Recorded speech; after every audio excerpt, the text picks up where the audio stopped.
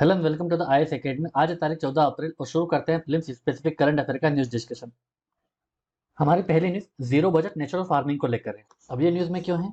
दरअसल आंध्र प्रदेश का एक प्रोग्राम है, Andhra Pradesh community manage natural farming, एपीसीएनएफ।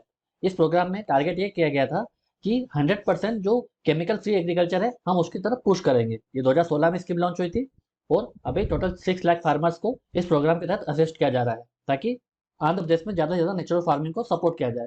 अब हम नेचुरल फार्मिंग को इसलिए भी पुश कर रहे थे क्योंकि जो हम कन्वेंशनल फार्मिंग करते हैं उसमें हम जो केमिकल और फर्टिलाइजर का यूज़ करते हैं उसकी सबसे बड़ी रीज़न ये थी कि हमें ज़्यादा यील्ड चाहिए था, हमें ज़्यादा प्रोडक्टिविटी चाहिए थी अपने फार्म में, ज़्यादा आउटपुट चाहिए था। इस वजह से हम केमिकल यूज़ करते थे, केमिकल फर्टिलाइजर और पेस्टिसाइड। और जो ऑर्गेनिक फार्मिंग होती थी वो इतनी प्रोडक्टिव नहीं थी और उतना यील्ड निकाल नहीं पाती थी। बट आंध्र प्रदेश के इस जीरो बजट नेचुरल फार्मिंग ने ऑर्गेनिक फर्टिलाइजर और पेस्टिसाइड का यूज करते हुए जो क्रॉप का यील्ड था वो कन्वेंशनल फार्मिंग से ज्यादा निकाल लिया। 25% ज्यादा आउटपुट निकला नेचुरल फार्मिंग से। तो ये एक सिग्निफिकेंट डेवलपमेंट है। अब यहाँ से आपको पता चलता है कि अगर आप एक राइट अप्रोच और राइट और सिस्टमेटिक तरीके से नेचुरल फार्मिंग करते हो तो आपकी यील्ड भी कन्वेंशनल फार्मिंग से ज्यादा हो सकती है। अब यूपीएससी आपसे डिफरेंस पूछ सकती है कन्वेंशनल फार्मिंग में, ऑर्गेनिक फार्मिंग में और जीरो बजट नेचुरल फार्मिंग में। तो कन्वेंशनल फार्मिंग में बेसिकली होता क्या है कि केमिकल और फर्टिलाइजर का यूज होता है, पेस्टिसाइड का यूज होता है और ये सब केमिकल से बने होते हैं जो हमारी हेल्थ के लिए और एनवायरमेंट के लिए नुकसानदायक होते हैं। ऑर्गेनिक फार्मिंग में क्या होता है कि आप कम से कम केमिकल फर्टिलाइजर का और पेस्टिसाइड का यूज करते हो, मतलब कम से कम। बट हाँ, इसमें पूरी तरीके से बैन नहीं किया जाता, बंद नहीं किया जाता है, सिर्फ रिड्यूस किया जाता है उसके यूसेज को। But zero budget natural farming में क्या होता है कि आप किसी भी प्रकार का केमिकल फर्टिलाइजर और केमिकल पेस्टिसाइड का आप यूज नहीं करते। आप पूरी तरीके से इसे ऑर्गेनिक फर्टिलाइजर और पेस्टिसाइड का यूज करते हो। इससे आपका जो प्रोडक्ट होता है, जो क्रॉप होती है, वो भी केमिकल फ्री होती है और वो ऑर्गेनिक होती है और इन्वायरमेंट में भी ज़्यादा नुकसान नहीं होता है। अब यूज ऑफ एक्सटर्नल रिसोर्स में क्या है कि कन्वेंशनल फार्मिंग में मेन्योर्स फर्टिलाइजर के लिए आपको बाहर से, सब बाजार से रिसोर्स लाना पड़ते हैं खरीद के।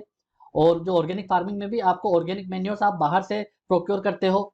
बट जो जीरो बजट नेचुरल फार्मिंग है उसमें जो भी आप फर्टिलाइजर पेस्टिसाइड यूज करते हो वो फार्म बेस्ड ही बनाने की कोशिश करते हो कि आपके फार्म से जो बायोवेस्ट निकलता है आप उसी से पेस्टिसाइड बनाते हो, उसी से आप फर्टिलाइजर बनाते हो। जैसे कि बीज मिलिता, जीवामृत। तो ये आप इसका यूज करते हुए नेचुरल फार्मिंग करते हो। तो जो भी आपको आपकी क्रॉप के लिए रिक्वायर होती है तो लोकली जो रिसोर्स आपके पास अवेलेबल है उससे ही आप पेस्टिसाइड और फर्टिलाइजर बनाते हो। अब इसमें सॉइल प्रिपरेशन कैसे होती है कि कन्वेंशनल फार्मिंग में प्लॉइंग होती है, टिलिंग होती है और मैन्योर को मिक्स किया जाता है। और ऑर्गेनिक फार्मिंग में भी बेसिक लेवल का जो प्लॉइंग होती है, टिल्टिंग होती है, वो करना ही पड़ती है। बट इसमें नेचुरल फार्मिंग में प्लॉइंग नहीं होती है। इसमें बेसिकली जो ऑर्गेनिक मैटर होता है वो हम सोइल सरफेस पे पड़ा रहने देते हैं। उस ऑर्गेनिक मैटर का जो सोइल सरफेस में उसके डिकम्पोजिशन के लिए पुश करते हैं। इससे जो प्रोडक्टिविटी सॉइल की वो बढ़ जाती है, वो उसका ज़्यादा न्यूट्रेंट ऑब्जर्व कर लेती है। वीड कंट्रोल के लिए जो कन्वेंशनल फार्मिंग है उसमें हर्बिसाइड यूज किया जाता है, मैकेनिकल वीडिंग की जाती है। और ऑर्गेनिक फार्मिंग में भी नेचुरल मेथड से वीड कंट्रोल किया जाता है जैसे कि मल्चिंग। बट नेचुरल फार्मिंग में वीड्स को एसेंशियल माना जाता है। उसे सॉइल की सरफेस पे लिविंग और डेड मल्च लेयर बना के रखते हैं ताकि उसका डिकम्पोजिशन हो सके। पेस्ट कंट्रोल में केमिकल पेस्टिसाइड यूज किया जाता है। और ऑर्गेनिक फार्मिंग में जो पेस्टिसाइड होता है वो नेचुरली मेड होता है, बायोलॉजिकल सोर्सेस से बना होता है। और जो नेचुरल फार्मिंग होती है उसमें जो पेस्ट कंट्रोल होता है वो फार्म मेड पेस्टिसाइड होते हैं जैसे कि दशापर्णी, अर्क, नीमास्त्र। तो ऐसे प्रोडक्ट का यूज किया जाता है इसमें। कॉस्ट एक्सपेंसिव होता है। आपको जो मार्केट से फर्टिलाइजर खरीदने होते हैं केमिकल वाले वो काफ़ी एक्सपेंसिव होते हैं। उससे आपकी जो इनपुट कॉस्ट है एग्रीकल्चर की वो बढ़ जाती है। और ऑर्गेनिक फार्मिंग में भी एक्सपेंसिव होता है क्योंकि जब ऑर्गेनिक इनपुट यूज करते हो वो भी आप मार्केट से लेके आते हो।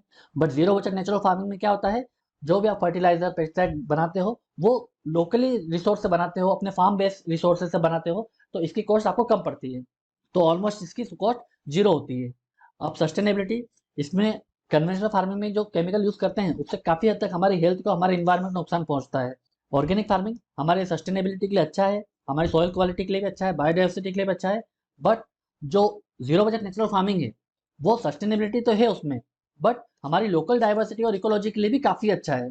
तो ओवरऑल हमें जीरो बजट नेचुरल फार्मिंग की ओर पुश करना चाहिए हमारी एग्रीकल्चर को, जिससे कि हमारा जो कन्वेंशनल फार्मिंग में जो केमिकल का यूज है उसे जितना हो सके हम कम कर सकें। उससे हमारा जो इम्पोर्ट बिल है उसे भी कम किया जा सकता है।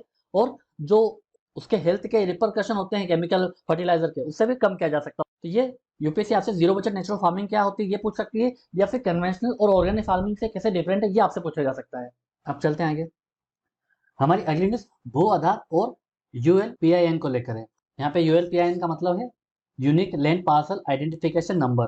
तो ये एक टाइप का हमारी जो जमीन होती है, जो लैंड पार्सल होता है, उसका एक आधार मान सकते हैं इसे आप। तो अभी ये न्यूज में इसलिए क्योंकि जो विवेक देबरा है, उन्होंने ये बोला है कि जब हम भू आधार और यूएलपीएन का ज़्यादा से ज़्यादा यूज़ करेंगे तो इससे हमारे जो लैंड रिकॉर्ड होंगे वो डिजिटाइज होंगे और जो लैंड यूसेज होगा उसका हम इफिशियंट यूज़ कर पाएंगे। बट इसके फायदे हमें धीरे धीरे मिलने लगेंगे। और टारगेट क्या है हमारा कि 2024 मार्च तक इंडिया का टारगेट है कि 100% हमारे लैंड रिकॉर्ड को डिजिटाइज करना।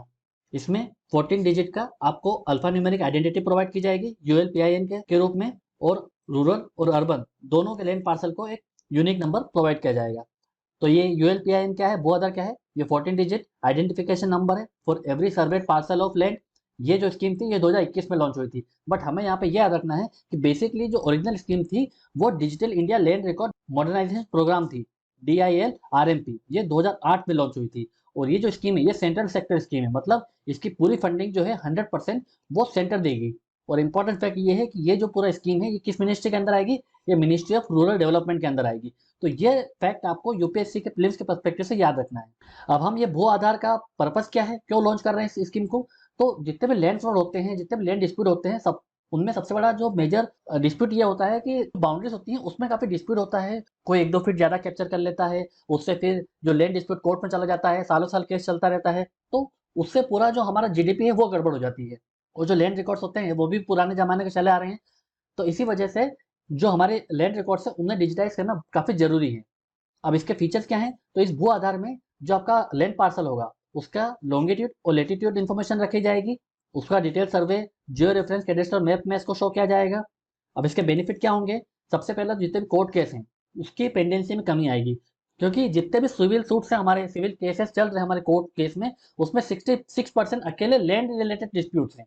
उसमें भी रीजन ये है कि जो लैंड रिकॉर्ड है वो डिजिटाइज नहीं है। तो उसको लेकर विवाद चलते हैं और कोर्ट में केस चलते रहते हैं।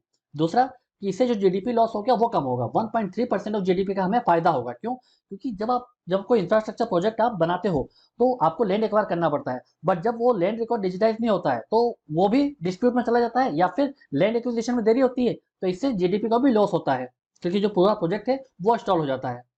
अब लैंड रिकॉर्ड को डिजिटाइज होने से आप डिफरेंट डिपार्टमेंट्स के बीच में आप एक्सेस कर सकते हो, फाइनेंशियल इंस्टीट्यूशन इजीली आपको लोन दे सकती है, ताकि एक integrated land information management system की तरफ हम चल सकें। अब ये integrated land information management system क्या है, इसमें जो आपका लैंड है उसमें आपका ओनरशिप, उसका लैंड यूज क्या है, खेती कर रहे हो कि उसको आपने कोई कोई मैन्युफैक्चरिंग सेक्टर में आप उसको यूज कर रहे हो, उस पर्टिकुलर लैंड पार्सल का टैक्सेशन का स्टेटस क्या है, लोकेशन बाउंड्रीज क्या है, लैंड वैल्यू कितनी है, एंड बहुत सारी जो डिटेल्स होगी वो इस integrated land information management system में आप एक्सेस कर सकते हो पर्टिकुलर लैंड को लेकर।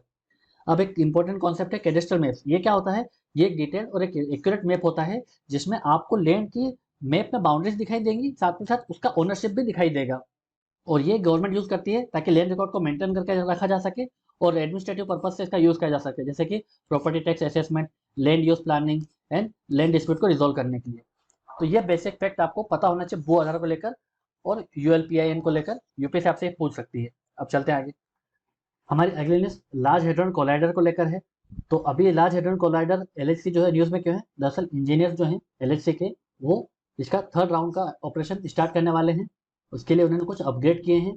अगर एलएचसी को हम देखें, इसे वर्ल्ड का लार्जेस्ट साइंस एक्सपेरिमेंट माना जा सकता है, जहाँ पर जो टाइनी पार्टिकल्स होते हैं हेड्रॉन्स, उसे एक हाई स्पीड पे स्मैश करा जाता है, जिससे कि हमें पता हो सके कि जब हमारा अर्थ ओरिजिनेट हुआ था तब कैसी सिचुएशन थी, हमारे बेसिक बिल्डिंग ब्लॉक्स क्या थे, उनकी प्रॉपर्टीज क्या थी, वो आपस में कैसे इंटरेक्ट करते थे। तो ये पूरा एलएचसी के माध्यम से हम इसी को जानने की कोशिश करते हैं। अब क्वेश्चन आपसे लार्ज हेड्रॉन कोलाइडर के बारे में पूछा जा सकता है।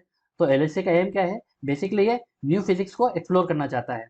क्योंकि अभी तक जो हमारी फिजिक्स थी standard model of particle physics, जिसमें जो हमारे बेसिक बिल्डिंग ब्लॉक्स है जैसे कि क्वैक्स एंड लेप्टॉन्स, तो standard model of particle physics के जरिए इनके बीच के इंटरेक्शन को इस standard model of particle physics के जरिए एक्सप्लेन करते थे, जिसमें electromagnetic force, strong force, weak force और जो ग्रेविटी है। बट ग्रेविटी में अभी भी पूरी तरह से क्लैरिटी नहीं आई है, तो सिर्फ 3 ही जो फोर्स है उन्हें एक्सप्लेन किया जा सका है।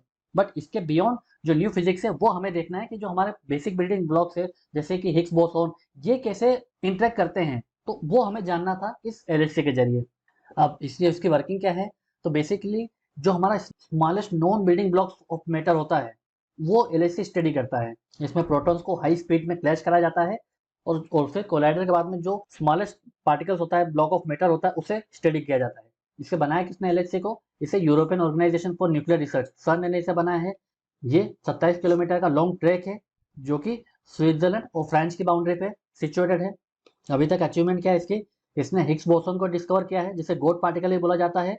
और अभी टारगेट ये है कि हम डार्क मैटर को समझ सकें इस एलएचसी के जरिए। और इस हिग्स बोसोन के लिए पीटर हिग्स को और इनके साथी फ्रैंकोइस इंगलैंड को नोबेल प्राइज मिला है फिजिक्स में 2013 में। अब आपको हेड्रॉन्स पूछा जा सकता है कि हेड्रॉन्स क्या है? तो हेड्रॉन्स आर सब atomic particles that made up of smaller particles called quarks. तो जो क्वार्क्स होते हैं उनसे मिलके एक हेड्रॉन्स बनाया जाता है। अब आपको बोसोन के बारे में पूछा जा सकता है, तो बोसोन एक टाइप का सब एटॉमिक पार्टिकल है जो कि बोस आइंस्टीन स्टैटिस्टिक्स पर बेस्ड है, जिसकी खोज हमारे इंडियन साइंटिस्ट सत्येंद्र नाथ बोस ने की थी। इस पर यूपीएससी ने क्वेश्चन पूछा था।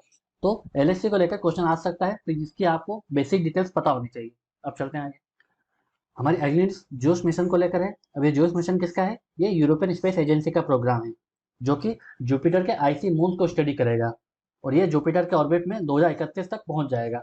अब बेसिक फैक्ट आपको ये भी पता होना चाहिए कि अभी तक कौन कौन से जो हमारे स्पेस क्राफ्ट है वो जुपिटर तक पहुंचे हैं।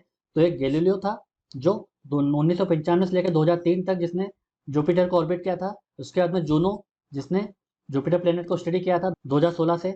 अब एक इंटरेस्टिंग फैक्ट ये है, नासा का जो यूरोपा क्लिपर है वो भी जुपिटर के मून्स को स्टडी करेगा। वो भले ही लेट जाएगा, 2023 में ये शेड्यूल्ड है, पर फिर भी ये यूरोप के जूस मिशन से पहले जुपिटर में पहुंच जाएगा 2030 में। तो जूस मिशन कब लॉन्च होगा? ये अप्रैल 2023 में शेड्यूल्ड है। आर्यन 5 रॉकेट से इसे लॉन्च किया जाएगा और ये 2031 तक पहुंचने की इसकी संभावना है। फ्रेंच गुयाना से ये लॉन्च किया जाएगा। इसका गोल क्या है?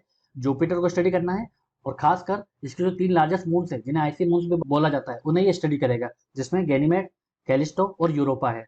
और इनका जो स्पेसिफिक टारगेट ये है कि इन्हें ये देखना है कि इन मून्स में क्या लाइफ होने की कोई संभावना है, वो इनको स्टडी करना है। अब ये जो यूरोपियन स्पेस एजेंसी है, इसका जो जूस मिशन है ये इसके कॉस्मिक मिशन 2015 से लेकर 2025 के प्रोग्राम का पार्ट है। इसमें कुछ स्पेशल पेलोड्स लगे हैं, जैसे optical camera, ice penetrating radar, spectrometer, magnetometer. अब जुपिटर्स का जो मून होते हैं वो इतने इंपॉर्टेंट क्यों है? तो सबसे पहले जुपिटर के जो मून है उनकी खोज करी थी एस्ट्रोनॉमर गैलीलियो ने। उसमें यह पता चला था कि इनके जो आइसी मून्स हैं उनमें बहुत ही एक ह्यूज अमाउंट का वाटर स्टोर्ड है, लिक्विड वाटर है। तो इसका मतलब वहां पर लाइफ की संभावना हो सकती है।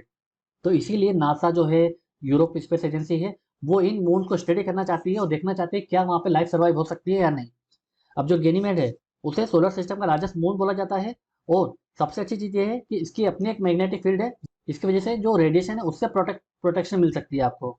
और यूरोपा को लेकर इंटरेस्टिंग फैक्ट ये है कि इसके सरफेस के अंदर जो वाटर है, जो सरफेस के अंदर जो जो लिक्विड वाटर है, वो अर्थ के वाटर से भी 2 गुना ज़्यादा है। तो इसी यूरोपा को टारगेट करेगा यूरोपा क्लिपर नासा का। 2024 में मिशन लॉन्च होगा। अब इस जूस मिशन का सिग्निफिकेंस क्या है? तो ये यूरोपियन स्पेस एजेंसी के लिए पहला ऐसा स्पेसक्राफ्ट है जो एस्टेरॉयड बेल्ट को क्रॉस करेगा, क्योंकि जो जुपिटर मिशन है वो एस्टेरॉयड बेल्ट को क्रॉस करने के बाद ही आप रीच कर सकते हो। तो ये इंपॉर्टेंट फैक्ट हमें याद रखने होंगे, क्योंकि यूपीएससी ने डिफरेंट डिफरेंट मिशन को लेकर सवाल पूछती रही है, तो इस साल भी क्वेश्चन आ सकता है। इस वीडियो के पीडीएफ को डाउनलोड करने के लिए आप हमारे टेलीग्राम चैनल को ज्वाइन कर सकते हैं। ऐसे ही और करंट अफेयर की वीडियोस के लिए आप हमारे यूट्यूब चैनल को सब्सक्राइब कर सकते हैं। आज के वीडियो में सिर्फ इतना ही। Thank you very much.